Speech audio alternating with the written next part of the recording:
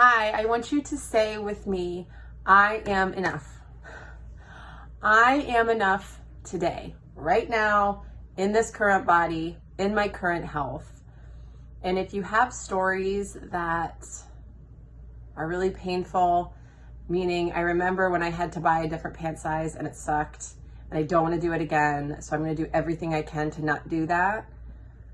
I want you to take a deep breath and know that you are worthy now in whatever size pants you're wearing, in whatever health or chronic condition you're navigating.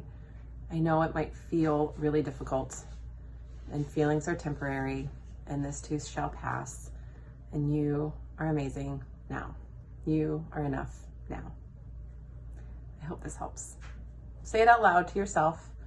Look in the mirror, look in your eyes, and say, I am enough now.